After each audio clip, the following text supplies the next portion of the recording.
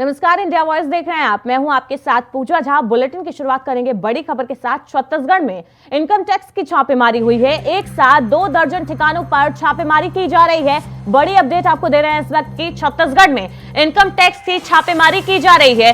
एक साथ करीब 2 दर्जन ठिकानों पर छापेमारी की जा रही है। बिल्डर्स, रोलिंग मिल्स, खदान मालिकों के यहां पर ये रेड की जा रही है। काले धन को लेकर ये सारी कार्रवाई की जा रही है। बड़ी अपडेट आपको दे रहे हैं। छत्तीसगढ़ में बिल्डर्स, रोलिंग मिलिंग्स और खदान मालिकों के यहां पर इनकम विभाग की आईटी की छापेमारी जारी है। जी हां, छत्तीसगढ़ में इनकम टैक्स की छापेमारी जारी है। खदान मालिकों के ठिकानों पर ये छापेमारी की जा रही है। बिल्डर्स और रोलिंग मिल्स के जो मालिक हैं उनके यहां पर, उनके ठिकानों पर, उनके आवास पर इनकम टैक्स की छापेमारी की जा रही है और काले धन को लेकर ये कार्रवाई की जा रही है। इनकम टैक्स विभाग की तरफ से इनकम टैक्स विभाग को सूचना मिली थी कि इन बिल्डर्स और रोलिंग मिल्स या खदान मालिकों के यहां पर काला धन छुपा हुआ है, जिसके आधार पर इनकम टैक्स विभाग ने ये कार्रवाई की है और बिल्डर्स, रोलिंग मिल्स और खदान मालिकों के यहां पर छापेमारी की जा रही है। बड़ी अपडेट आपको दे रहे हैं छत्तीसगढ़ से, जहां पर इनकम टैक्स विभाग की छापेमारी जारी है और बिल्डर्स और रोलिंग मिल्स और खदान मालिकों के करीब एक साथ 2 दर्जन ठिकानों पर इनकम टैक्स विभाग की छापेमारी जारी है। काले धन को लेकर ये कार्रवाई की जा रही है। तो इनकम टैक्स विभाग को इन बिल्डर्स और खदान मालिकों के यहां पर अवैध रकम की सूचना मिली थी, काले धन की सूचना मिली थी, जिसके बाद इनकम टैक्स विभाग की तरफ से ये कार्रवाई की जा रही है और करीब एक साथ 2 दर्जन ठिकानों पर इनकम टैक्स विभाग ने छापा मारा है। जिसके बाद बिल्डर्स में हड़कंप मचा हुआ है। जो खदान मालिक है उनमें दहशत का माहौल है, हड़कंप मचा हुआ है। काले धन को लेकर ये कार्रवाई की जा रही है इनकम टैक्स विभाग की तरफ से। छत्तीसगढ़ से बड़ी अपडेट आपको दे रहे हैं। इनकम टैक्स विभाग की छापेमारी जारी है। एक साथ 2 दर्जन ठिकानों पर इनकम टैक्स विभाग ने छापा मारा है। बिल्डर्स, रोलिंग मिल्स और खदान मालिकों के आवास पर, उनके ठिकानों पर इनकम टैक्स विभाग ने यह छापा मारा है। तो छत्तीसगढ़ से बड़ी अपडेट आपको दे रहे हैं, जहां पर इनकम टैक्स विभाग ने बिल्डर्स के आवास पर, उनके ठिकानों पर छापा मारा है और बताया जा रहा है कि रोलिंग मिल्स के मालिक, साथ ही खदान के जो मालिक हैं उनके यहां भी इनकम टैक्स विभाग ने छापेमारी की है और एक साथ करीब 2 दर्जन ठिकानों पर छापेमारी की जा रही है। बड़ी अपडेट आपको दे रहे हैं छत्तीसगढ़ से, जहां पर इनकम टैक्स विभाग की कार्रवाई जारी है। बिल्डर्स और रोलिंग मिल्स के आवास पर, उनके ठिकानों पर छापेमारी की जा रही है इनकम टैक्स विभाग की तरफ से।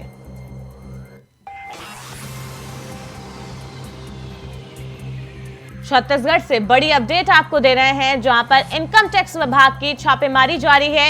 एक साथ करीब 2 दर्जन ठिकानों पर इनकम टैक्स विभाग ने छापा मारा है। बिल्डर्स, रोलिंग मिल्स और खदान मालिकों के आवास पर, उनके ठिकानों पर इनकम टैक्स विभाग की तरफ से छापेमारी की जा रही है। लगातार काले धन को लेकर ये कार्रवाई की जा रही है। इनकम टैक्स विभाग की तरफ से इनकम टैक्स विभाग को सूचना मिली थी इन बिल्डर्स और इन खदान मालिकों के ठिकानों पर काले धन की, जिसके बाद विभाग की तरफ से यह कार्रवाई की जा रही है और अचानक इन बिल्डर्स और इनके ठिकानों पर छापेमारी की जा रही है। विभाग की तरफ से काले धन को लेकर इनकम टैक्स विभाग की यह कार्रवाई जारी है। तो छत्तीसगढ़ में बड़ी अपडेट आपको दे रहे हैं, जहां पर बिल्डर्स, रोलिंग मिल्स और खदान मालिकों के आवास पर इनकम टैक्स विभाग ने छापा मारा है। एक साथ करीब 2 दर्जन से ज्यादा ठिकानों पर छापेमारी की जा रही है इनकम टैक्स विभाग की तरफ से और बताया जा रहा है कि काले धन को लेकर इनकम टैक्स विभाग की तरफ से यह कार्रवाई की जा रही है। विभाग को सूचना मिली थी इन बिल्डर्स के खिलाफ, इन खदान मालिकों के खिलाफ कि इनके यहां पर काला धन है, जिसको लेकर विभाग ने कार्रवाई की और अचानक इन खदान मालिकों और बिल्डर्स के ठिकानों पर छापेमारी की, जिसके बाद इन लोगों में हड़कंप मचा हुआ है। बिल्डर्स में हड़कंप मचा हुआ है, खदान मालिकों में भी दहशत का माहौल है। तो काले धन को लेकर इनकम टैक्स विभाग की कार्रवाई जारी है और एक साथ करीब 2 दर्जन ठिकानों पर इनकम टैक्स विभाग का छापा पड़ा है।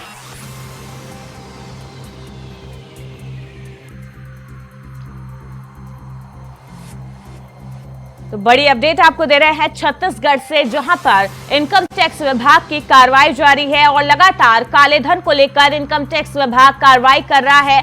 खदान मालिकों के यहां पर उनके ठिकानों पर छापेमारी की गई है। साथ ही जो बिल्डर्स हैं जिनके यहां पर काले धन की सूचना विभाग को मिल रही थी, उनके ठिकानों पर इनकम टैक्स विभाग ने रेड की है और लगातार पूछताछ जारी है बिल्डर्स से।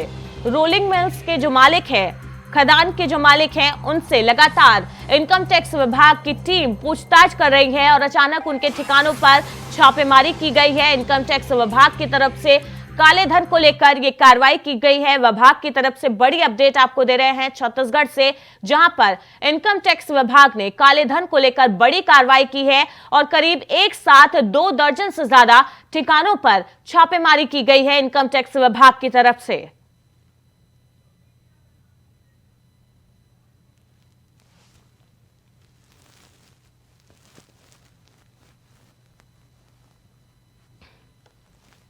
इसी खबर पर ज्यादा अपडेट के लिए हमारे साथ हमारे संवाददाता मनोज शुक्ला जुड़ गए हैं। मनोज, छत्तीसगढ़ में इनकम टैक्स विभाग ने बड़ी कार्रवाई की है। एक साथ करीब 2 दर्जन से ज्यादा ठिकानों पर छापेमारी की गई है, तो किन किन लोगों के यहां पर, किन के ठिकानों पर, किन के आवास पर यह छापेमारी की गई है? आईटी विभाग सुबह 5 बजे से लगातार करीब 20 जगहों पे एक साथ छापेमारी चल रही। रायपुर समेत भिलाई, दुर्ग और कई जिलों में एक साथ छापेमारी की कार्रवाई कर रही है। और जानकारी के अनुसार ये भी जानकारी मिल रही है कि 300 से ज्यादा अधिकारी रायपुर में आईटी विभाग के कल से ही यहाँ पे धरना दे चुके हैं। जी मनोज, कब इनको सूचना मिली थी? काले धन को लेकर बताया जा रहा है कि इनकम टैक्स विभाग की तरफ से छापेमारी की जा रही है, तो कब इनको शिकायत मिली थी कि इनके ठिकानों पर काले धन की संभावना है, जिसको लेकर आईटी विभाग की टीम ने ये कार्रवाई की है?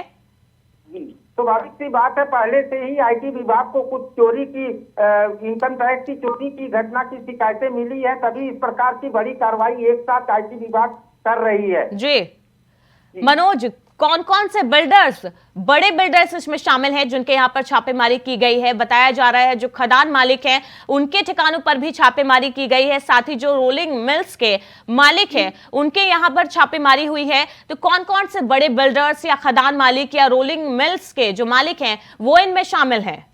जी, आपको बताते चले, बिल्डर के साथ साथ सहेली ज्वेलर्स करके एक बहुत बड़ा ग्रुप है ज्वेलर्स का, उनके यहाँ भी छापेमारी कार्रवाई चल रही है। स्वास्तिक ग्रुप है बिल्डर्स के, उनके यहाँ सुनील साहू उसके मैनेजिंग डायरेक्टर हैं, उनके यहाँ भी छापेमारी कार्रवाई लगातार जारी है सुबह से। मनोज, कब ये छापेमारी की गई है? कितना टाइम हो गया है रेड को डाले हुए और क्या कुछ कार्रवाई अब तक की गई है? क्या कुछ सामने आया है अब तक की छापेमारी में? अभी तक कोई सरकारी पुष्टि नहीं हो पाई है। फिलहाल ये सुबह 5 बजे से लगातार कार्रवाई कई जिलों में एक साथ जारी है। जी, आगे क्या कुछ इनकम टैक्स विभाग का कहना है? आगे क्या कुछ कार्रवाई की जाएगी इन बड़े बिल्डर्स पर? जी, अभी इस प्रकार की कोई भी सरकारी पुष्टि सामने नहीं आई है। बहुत बहुत शुक्रिया मनोज इस अपडेट के लिए आपका। तो छत्तीसगढ़ से बड़ी अपडेट आपको दे रहे हैं। एक साथ करीब 2 दर्जन आवास पर, ठिकानों पर छापेमारी की गई है बिल्डर्स के, रोलिंग मिल्स के।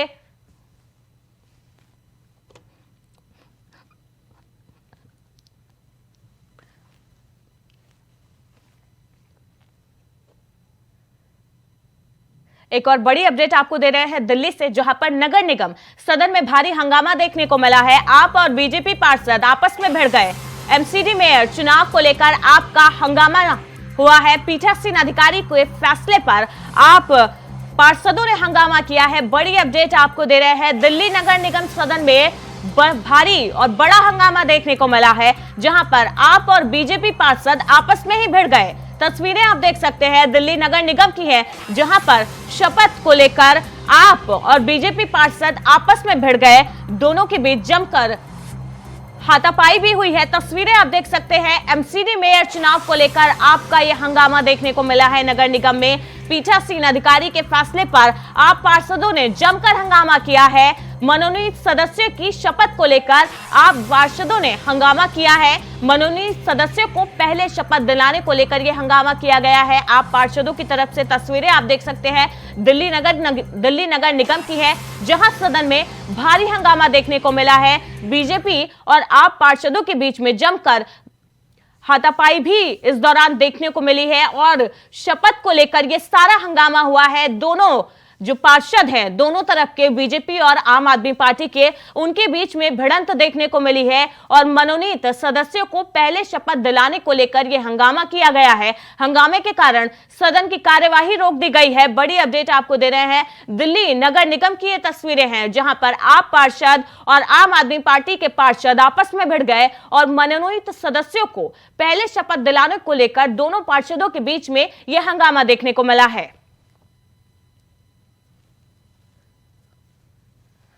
इसी खबर पर ज्यादा अपडेट के लिए हमारे साथ हमारे संवाददाता राहुल शर्मा जुड़ गए हैं। राहुल, दिल्ली नगर निगम में एक अलग ही तस्वीर आज देखने को मिली है। शपथ को लेकर बीजेपी और आम आदमी पार्टी के जो पार्षद हैं वो आपस में भिड़ते नजर आए हैं। क्या है पूरा ये मामला? पूजा, सबसे पहले मैं आपको, जिस वक्त एमसीडी के नतीजे घोषित हो रहे थे, पार्षदों के चुनाव की मतगणना हुई थी, उसके बाद का एक बयान आपको ध्यान दिलाऊंगा। जो बीजेपी के प्रदेश अध्यक्ष आदेश गुप्ता हैं, उनका एक बयान आया था कि भले ही पार्षद आम आदमी पार्टी के ज़्यादा जीते हों, लेकिन मेयर तो बीजेपी का ही होगा जी। तो जाहिर तौर पर ये जो हंगामे की वजह है, ये वही वजह है। बीजेपी लगातार इस कोशिश में है कि मेयर पद पर उन्हीं का कब्जा रहे और उसी बात को लेकर ये हंगामा बरपा हुआ है।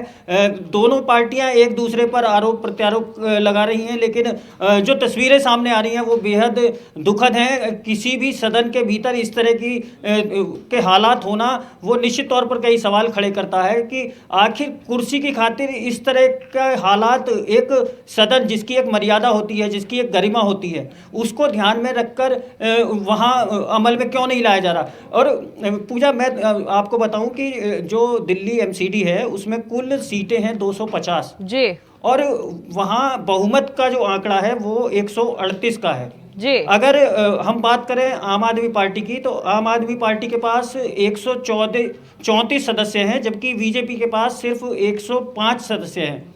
तो अब जो ये रस्साकशी हो रही है, ये रस्साकशी सिर्फ और सिर्फ उन्हीं जो बहुमत का आंकड़ा छूने के लिए जो सदस्यों की कमी है उसकी भरपाई के लिए ये हो रही है। और आम आदमी पार्टी का सीधा सीधा आरोप है कि बीजेपी मेयर की कुर्सी पद को हथियाने के लिए न सिर्फ अपने विधायकों से वोट डलवा रही है, बल्कि उसके अलावा मनोनीत पार्षदों को भी शपथ दिलाई जा रही है। इसी बात को लेकर ये सारा हंगामा चल रहा है। हालांकि जो प्रोटेम स्पीकर हैं वो बीजेपी से ही हैं और उन्हीं के द्वारा जब शपथ ग्रहण कार्यक्रम शुरू कराया गया, मनोनीत पार्षदों को शपथ दिलाने की कोशिश की गई, तो आम आदमी पार्टी के कार्यकर्ताओं ने विरोध कर दिया।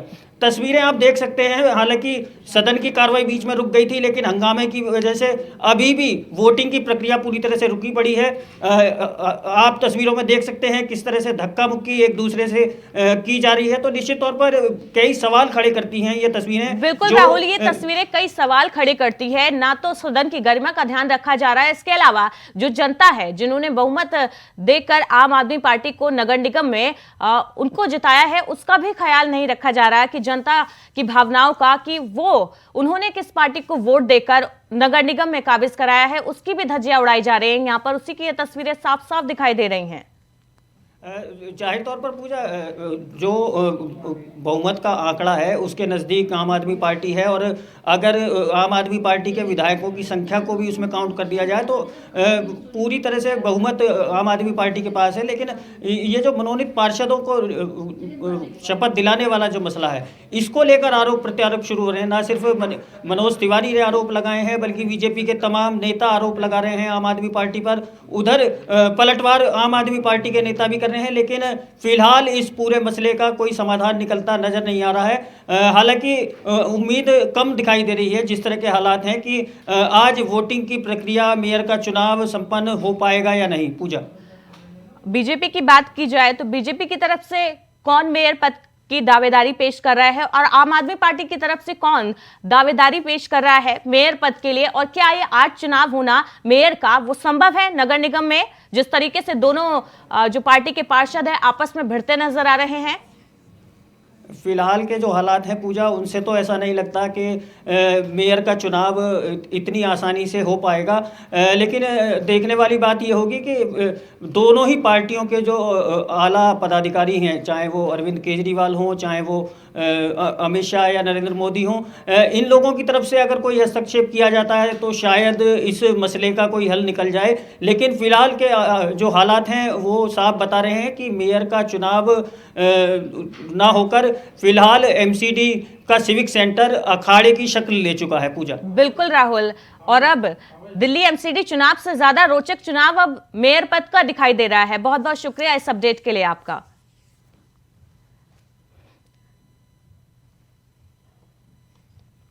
वहीं प्रयागराज के संगम तट पर पवित्र माघ मेले का आज से आगाज हो गया है। पौष पूर्णिमा के स्नान पर्व पर बड़ी संख्या में श्रद्धालु त्रिवेणी संगम में आस्था की डुबकी लगाते नजर आए। ब्रह्म मुहूर्त से ही स्नान घाटों पर श्रद्धालुओं के पहुंचने का सिलसिला शुरू हो गया, जो लगातार जारी है। मेला क्षेत्र में बनाए गए सभी 14 स्नान घाटों पर श्रद्धालुओं का हुजूम देखने को मिल रहा है। तस्वीरें आप देख सकते हैं, संगम की रेती पर आज माघ मेला लगा है। श्रद्धालुओं ने आज त्रिवेणी संगम में आस्था की डुबकी लगाई है और सुरक्षा के मद्देनजर यहां पर भारी पुलिस बल तैनात किया गया है। मेला क्षेत्र में सुरक्षा व्यवस्था के कड़े इंतजाम किए गए हैं। तस्वीरें आप देख सकते हैं, सिविल पुलिस के साथ एटीएस के कमांडो को भी यहां पर तैनात किया गया है ताकि किसी भी तरह की कोई भी समस्या श्रद्धालुओं को यहां पर ना आए और कोई भी हिंसा ना हो। सभी तैयारियां, व्यवस्था के कड़े इंतजाम पुलिस प्रशासन की तरफ से किए गए हैं। तस्वीरें आप देख सकते हैं, प्रयागराज के संगम की ये तस्वीरें हैं। आज पूर्णमासी है, पूष मास निकल चुका है, माह मतलब माह लग शुरू हो गया है। 1 महीने का कल्पवास करेंगे, यहीं रहेंगे 1 महीना, गंगा जी में स्नान करेंगे और अपने एक टाइम भोजन पानी करेंगे और लास्ट 6 फरवरी तक रुकेंगे यहाँ पे। देखिए, आज पौष पूर्णिमा का पहला बड़ा स्नान है, तो जो भी श्रद्धालु हैं, कल्पवासी हैं, उन सबको मैं हार्दिक हार्दिक शुभकामनाएं देता हूँ। और जैसा कि आप देख रहे हैं कि यहाँ पे स्नान हो रहा है और बड़ी शांति के साथ श्रद्धालु लोग स्नान कर रहे हैं और बिजली की चाहे व्यवस्था हो, चाहे साफ सफाई की व्यवस्था हो, चेंजिंग रूम्स की व्यवस्था हो और आगे टॉयलेट्स और बाकी व्यवस्थाएं हैं, सब अच्छी व्यवस्थाएं हैं। और हम लोग चक्रमण में हैं और अभी मैं इस घाट में हूँ, कुछ टाइम बाद मैं नदी पार दूसरे घाटों में भी जाऊँगा। और अगर कहीं पे अगर कुछ बात आती है तो हमारे अधिकारी लोग भी मुस्तैद हैं। तो और हेल्थ के लिए भी जो है मैं देख रहा था कैंप्स, और वहाँ पे कोविड वाले जो हेल्प डेस्क वाले लोग वहाँ पे लगे थे।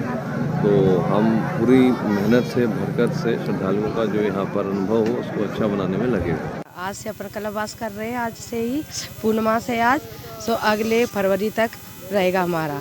एक टाइम का खाना रहेगा, एक टाइम का भोजन रहेगा। ये जनपद प्रयागराज में माघ मेला 2023 आज इसमें जो प्रथम स्नान है, काफ़ी पुलिस बंदोबस्त किया गया है। ट्रैफिक पुलिस की ड्यूटियां हमारी लगी हैं जो कि बदस्तूर जारी हैं आज रात 12 बजे से। इसके अलावा जितने भी हमारे घाट हैं वहाँ सारी ड्यूटियां लगी हैं और मेन स्थानों पर तथा प्रमुख संतों के जो आसपास का क्षेत्र है वहाँ भी सुरक्षात्मक ड्यूटियां सभी लगाई जा चुकी हैं। सभी लोग ड्यूटी पर उपस्थित हैं। हम लोग रात्रि 12 बजे से ही भ्रमणशील हैं। हमारे सारे सीओज, हमारे सारे एडिशन एसपी और बाहर से आए 6 सीओ तथा विभिन्न एसओ निरीक्षक सारे लोग ड्यूटी पर मौजूद हैं और भीड़ भाड़ की स्थिति अभी नॉर्मल बनी हुई है। किसी भी प्रकार से हम लोग सब लोग भ्रमणशील रहते हुए अपनी ड्यूटी को अंजाम दे रहे हैं और इसके अलावा जितना भी फोर्स हमारा लगा है सब अपनी ड्यूटी पर उपस्थित है। घाट हो चाहे पर यहाँ प्लांटून पुल हो या यहाँ के जो हमारा पार्किंग स्थल है, सभी पर फोर्स मौजूद है। मैंने चेक किया है।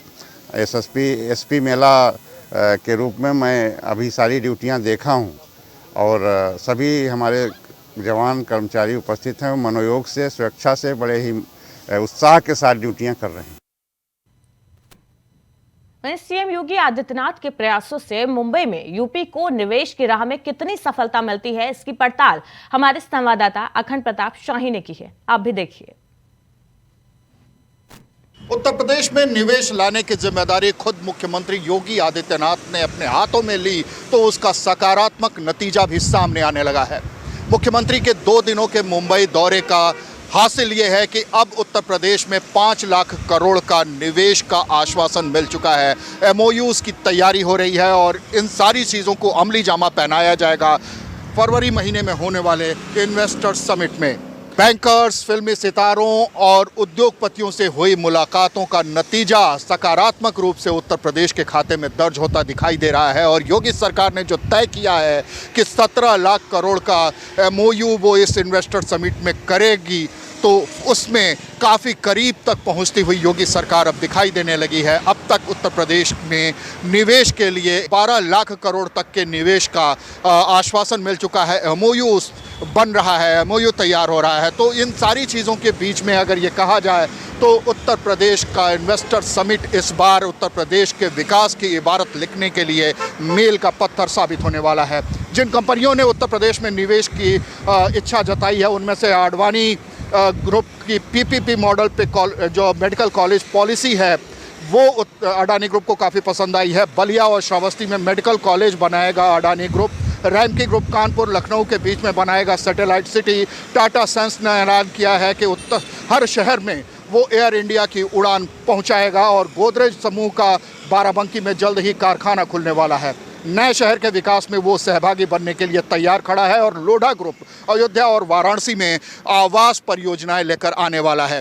कुल मिलाकर देखा जाए तो इन्वेस्टर समिट 2023 का फरवरी महीने में होने वाला इन्वेस्टर समिट उत्तर प्रदेश में रोजगार, विकास और तरक्की की तमाम इबारतें लिखने के लिए मील का पत्थर साबित होता हुआ दिखाई दे रहा है। कैमरामैन सुभाष चंद्रा के साथ अखंड Pratap Shahi, India voice, Lucknow. Bulletin में फिलहाल इतना ही। लगातार खबरों के लिए देखते रहिए इंडिया वॉइस।